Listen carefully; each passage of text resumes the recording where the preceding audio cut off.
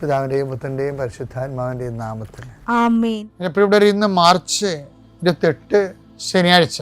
അമ്മേ പരിശുദ്ധ അമ്മേ, അമ്മേ പരിശുദ്ധ ദൈവമാതാവേ, കൃപാസനത്തിലൂടെ ഞങ്ങൾക്കും ഞങ്ങളുടെ ദേശത്തിനും അമ്മ മധ്യസ്ഥം തേടി തന്ന എല്ലാ അനുഗ്രഹങ്ങൾക്കും കൃപകൾക്കും ഞങ്ങളിപ്പോൾ ഹൃദയം നിറഞ്ഞ നന്ദി പറയുന്നു. അമ്മേ പരിശുദ്ധമ്മേ ദൈവമാതാവേ, 2004 ഡിസംബർ 7 ഉച്ചകഴിഞ്ഞ് 2:30 കൃപാസനത്തിൽ സംഭവിച്ച അമ്മയുടെ പ്രത്യക്ഷപ്പെടലിനെ കുറിച്ച് തിരുസഭയ്ക്ക് സമർപ്പിച്ചിരിക്കുന്ന പഠനരേഖകളുടെ മേൽ സഭാത്മകമായ പഠനം ആരംഭിക്കുവാൻ ഞങ്ങൾ പ്രാർത്ഥിക്കുന്നു. അമ്മേ പരിശുദ്ധമേ, ഭൂസ്വർലോകങ്ങളുടെ രാജ്ഞിയായ അങ്ങേയ്ക്ക് ഭൗമസംരക്ഷണത്തിനായി പ്രപഞ്ചപ്രകൃതിയെ തന്നെ തിരുസഭ പ്രതിഷ്ഠിക്കുവാൻ ഈ പ്രത്യക്ഷീകരണം വഴി ഇടയാക്കണമേ. പരിശുദ്ധമേ, ജപമാല മാതാവേ, സകല കൃപാസനം പ്രാർത്ഥനയോടും ചേർത്ത് ഞങ്ങളിപ്പോൾ പ്രാർത്ഥിക്കുന്ന ഈ കുടുംബത്തിന്റെ പ്രത്യേക നിയോഗം പറ മക്കളെ.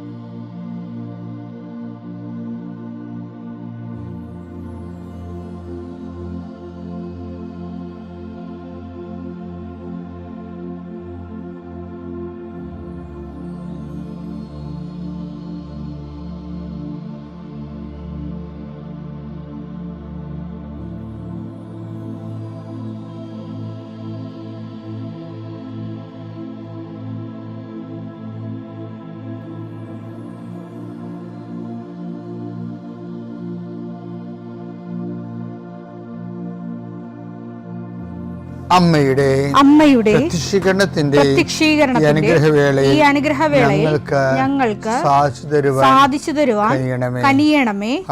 ആമേൻ. വിശ്വാസ പ്രമാണം. സർവശക്തനായ പിതാവും ആകാശത്തിന്റെയും ഭൂമിയുടെയും സൃഷ്ടാവുമായ ദൈവത്തിൽ ഞാൻ വിശ്വസിക്കുന്നു. അവിടുത്തെ ഏകപുത്രനും ഞങ്ങളുടെ കർത്താവുമായ ഈശോ മിശിഹായിലും ഞാൻ വിശ്വസിക്കുന്നു. ഈ പുത്രൻ പരിശുദ്ധാത്മാവിനാൽ ഗർഭസ്ഥനായി കന്യകാമറിയത്തിൽ നിന്ന് പിറന്ന് പൊന്തിയോസ് പീലാത്തോസിന്റെ കാലത്ത് പീഡകൾ സഹിച്ച് കുരിശിൽ തറയ്ക്കപ്പെട്ട് മരിച്ച് അടക്കപ്പെട്ട് പാതാളങ്ങളിൽ ഇറങ്ങി മരിച്ചവരുടെ ഇടയിൽ നിന്ന് 3-ാം നാൾ ഉയർത്ത് സ്വർഗത്തിലേക്ക് എഴുന്നള്ളി സർവശക്തിയുള്ള പിതാവായ ദൈവത്തിന്റെ വലതുഭാഗത്തിരിക്കുന്നു. അവിടെ നിന്ന് ജീവിക്കുന്നവരെയും മരിച്ചവരെയും വിധിക്കുവാൻ വരുമെന്നും ഞാൻ വിശ്വസിക്കുന്നു. പരിശുദ്ധാത്മാവിലും ഞാൻ വിശ്വസിക്കുന്നു. വിശുദ്ധ കത്തോലിക്കാ സഭയിലും പുണ്യവാന്മാരുടെ ഐക്യത്തിലും പാപങ്ങളുടെ മോചനത്തിലും ശരീരത്തിന്റെ ഉയർപ്പിലും നിത്യമായ ജീവിതത്തിലും ഞാൻ വിശ്വസിക്കുന്നു. ആമേൻ. സുഖസ്ഥനായ ഞങ്ങളുടെ പിതാവേ, അങ്ങയുടെ നാമം പൂജിതമാകണമേ. അങ്ങയുടെ രാജ്യം വരണമേ. അങ്ങയുടെ തിരുമനസ് സ്വർഗത്തിലെ പോലെ ഭൂമിയിലും ആകണമേ. അന്നു വേണ്ടുന്ന ആഹാരം ഇന്ന് ഞങ്ങൾക്ക് തരണമേ. ഞങ്ങളോട് തെറ്റ് ചെയ്യുന്നവരോട് ഞങ്ങൾ ക്ഷമിക്കുന്നത് പോലെ ഞങ്ങളുടെ തെറ്റുകൾ ഞങ്ങളോടും ക്ഷമിക്കണമേ.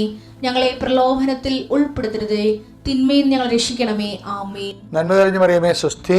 കർത്താവ് അങ്ങയുടെ കൂടെ സ്ത്രീകളിൽ അങ്ങ് അനുഗ്രഹിക്കപ്പെട്ടവളാകുന്നു.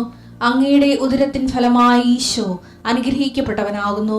പരിശുദ്ധ മറിയമേ, തമ്പുരാന്റെ അമ്മേ, പാപികളായ ഞങ്ങൾക്ക് വേണ്ടി ഇപ്പോഴും ഞങ്ങളുടെ മരണസമയത്തും തമ്പുരാനോട് അപേക്ഷിക്കണമേ. ആമേൻ. കർത്താവേ, നിന്റെ ഉന്നതമായ നാമത്തിന് സ്തോത്രം ചെയ്യുന്നു. കർത്താവേ, നിന്റെ വിശുദ്ധ പൗരോഹിത്യത്തെ മഹത്വപ്പെടുത്തണമേ. കർത്താവെ, സഭയിലുള്ള സാന്നിധ്യം പ്രകടമാക്കണം. 40 വർഷം അർപ്പിച്ച കൃപയുടെ യുഗതിയായി കൃപാസ്ഥാനത്താരെ ജീവനോടെ പ്രത്യക്ഷപ്പെട്ട പരിശുദ്ധ അമ്മയുടെ മാധ്യസ്ഥത്തിലെ ഞാൻ അങ്ങയുടെ മക്കൾക്ക് വേണ്ടി പ്രാർത്ഥിക്കുന്നു. അമ്മേ, ഈ പ്രഭാതത്തിൽ എത്രയോ പേരാണ് അമ്മേ ഈ ഒരു പ്രാർത്ഥനയ്ക്ക് വേണ്ടി കൊതിച്ച് കാത്തിരിക്കണത്.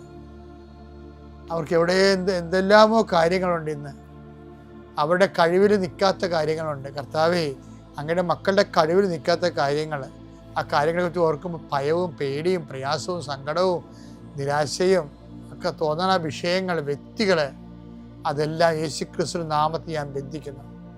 കർത്താവേ, അങ്ങയുടെ മക്കള് ഇനി സമാധാനത്തിൽ വിട്ടേക്കണമെന്ന് പറഞ്ഞില്ലേ ഈശോ.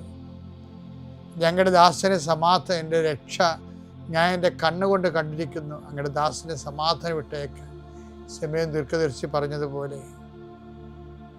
അങ്ങയുടെ മക്കൾ ഈ പ്രാർത്ഥനയ്ക്ക് ശേഷം സമാധാനം കണ്ടെത്താൻ ഇടയാക്കണം പ്രാർത്ഥിക്കുന്നു. നിങ്ങളുടെ ജീവിത ചിന്തകൾ, നിങ്ങളിന്ന് പോകാനിരിക്കുന്ന ഇടങ്ങൾ, സംസാരിക്കുന്ന വ്യക്തികൾ, ഒപ്പിടുന്ന പേപ്പറുകൾ, എഴുതുന്ന രേഖകൾ, എൻ്റെ മക്കൾ ജീവിത ഉപായത്തിന് വേണ്ടിയും മേൽഗതിക്ക് വേണ്ടിയും ജോലിക്ക് വേണ്ടിയും ജോലിയുടെ അനുബന്ധ കാര്യങ്ങൾക്ക് വേണ്ടിയും എവിടെയെല്ലാം യാത്ര ചെയ്യുന്നു, ആരെല്ലാം സംസാരിക്കുന്നു, ഫോൺ ചെയ്തിട്ട് എന്തെങ്കിലും ഡേറ്റോ കാര്യമോ തീരുമാനമോ വാക്കോ പ്രവൃത്തിയോ തീരുമാനമോ കിട്ടാൻ വേണ്ടി കാത്തിരിക്കുന്നു. അതെല്ലാം മക്കൾക്ക് അനുകൂലമാവുകയും അത് ഈശോയുടെ നാമത്തിൽ ഞാൻ നിങ്ങളെ അനുഗ്രഹിക്കുകയും ചെയ്യുന്നു. എൻ്റെ കർത്താവ്, മനുഷ്യൻ്റെ ഭീഷണി കാരണം മനസ്സിന് സമാധാനം നഷ്ടപ്പെട്ടവരെ, അവരെ നീ ഏത് ഭവനത്തിൽ പ്രവേശിച്ചാലും ആ ഭവന സമാധാന ആശംസ അർപ്പിച്ച കർത്താവേ, നിന്റെ നാമത്തിൽ നെഞ്ചിലും നെറ്റിലും മുദ്ര വാങ്ങി നിന്റെ നാമത്തിൽ വിശ്വസിക്കുന്ന ഒരു മനുഷ്യനെയും ആരും ഭീഷണിപ്പെടുത്താൻ അനുവദിക്കരുത് കർത്താവേ.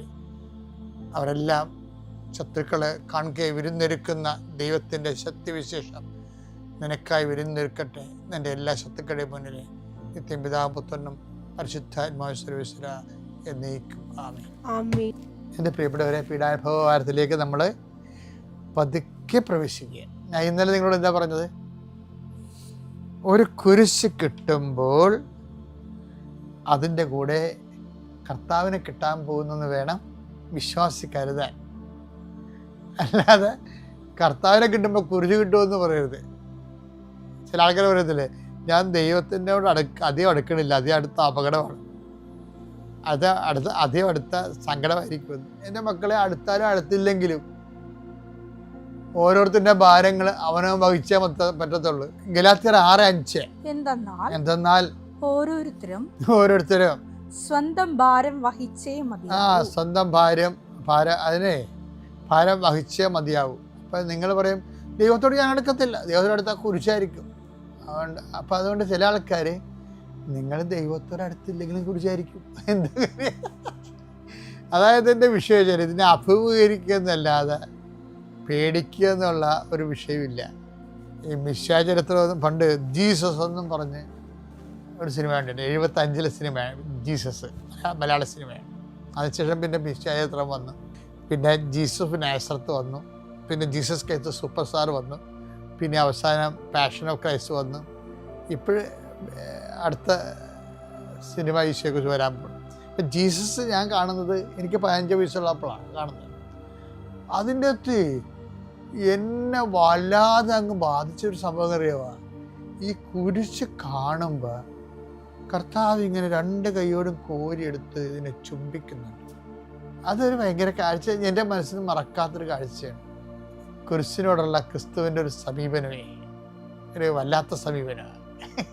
ഇപ്പം നിങ്ങൾ കുരിശല്ല പ്രശ്നം. ഞാൻ ഇന്നലെ നിങ്ങൾ പറഞ്ഞില്ല എന്താണ്?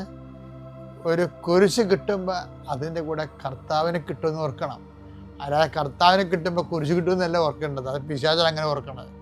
അപ്പം അതുകൊണ്ട് ഞാനിപ്പോൾ നമ്മൾ പറയാൻ പോകുന്ന വിഷയം എന്ന് പറയുന്നത്, കർത്താവ് പറഞ്ഞൊരു വാക്കുണ്ട്, ചിലത് ജീവിതത്തിൽ കുരിശായിരിക്കും. നമ്മൾക്ക് അത് ഒന്നും ചെയ്യാനില്ല, ജസ്റ്റ് അക്സെപ്റ്റ് ചെയ്യാനേ ഉള്ളൂ. പിന്നെ എന്താണ്? കനത്ത തോളുണ്ടാക്കിയെടുക്കാനേ പറ്റത്തുള്ളൂ. അതാണ് സംഭവം. അതാണ് ഈശോ പറയണത്, ഞാൻ കുടിക്കാതെ ഇത് കടന്നു പോകത്തില്ലെങ്കിൽ. ഇപ്പം രണ്ടാമത്തെ ഈശോ ഗെത്സെമനിൽ പോയി പറഞ്ഞത് എന്താ? രണ്ടാമത് ഈശോ ഗെത്സെമനിൽ പോയി പ്രാർത്ഥിക്കണത് എന്താ? രണ്ടാമതും മൂന്നാമതും അത് തന്നെ പറയണത്.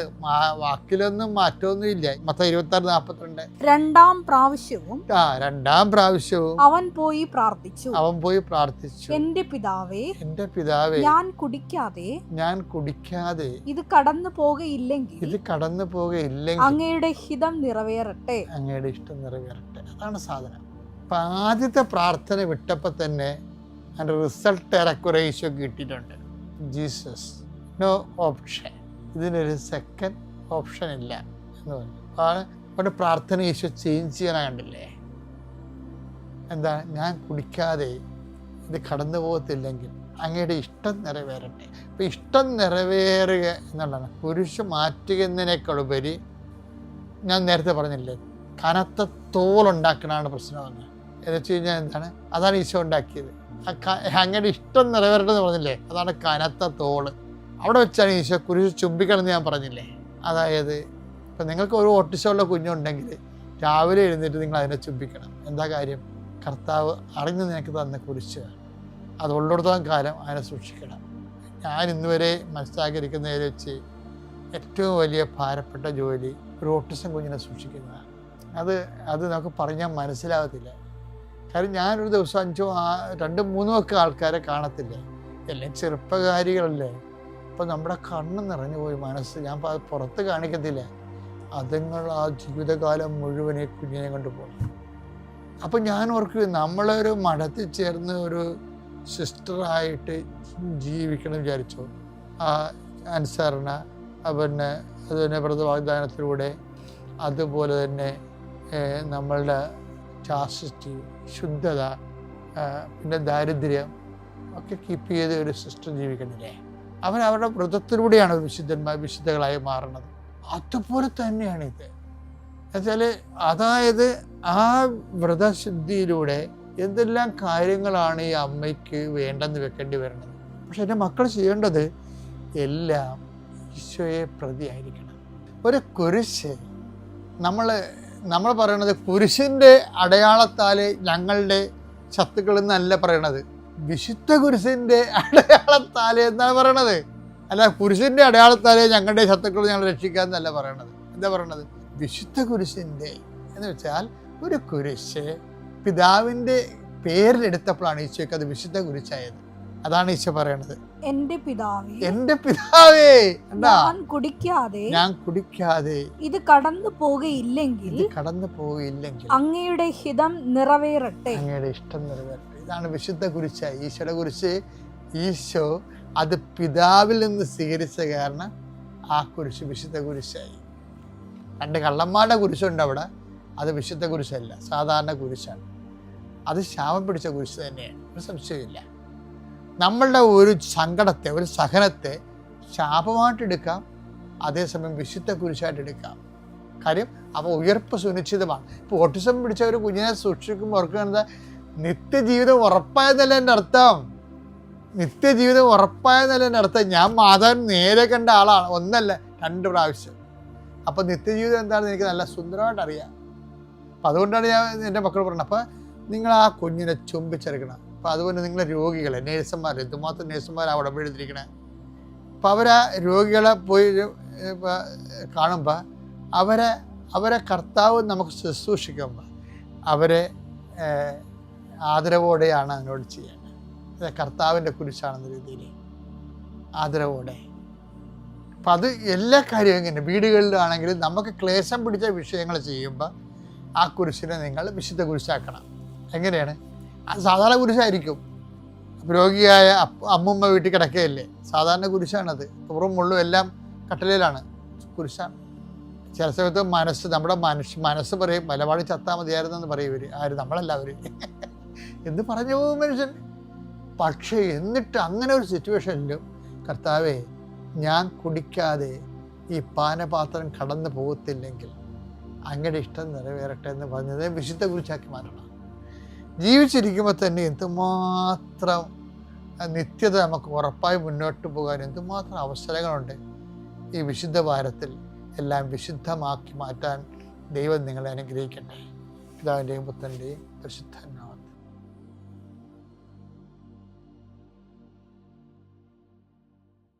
അത്യപൂർവ ദൈവാനുഭവങ്ങൾ ഇനി നിങ്ങൾക്കും സ്വന്തം. ഈ യൂട്യൂബ് ചാനൽ ഇതുവരെ സബ്സ്ക്രൈബ് ചെയ്തിട്ടില്ലെങ്കിൽ ഇപ്പോൾ തന്നെ സബ്സ്ക്രൈബ് ചെയ്യുക. ഈ വീഡിയോ ഇപ്പോൾ തന്നെ നിങ്ങളുടെ സുഹൃത്തുക്കൾക്ക് ഷെയർ ചെയ്തുകൊണ്ട് കർത്താവിൻ്റെ പ്രേക്ഷിതരാകുക.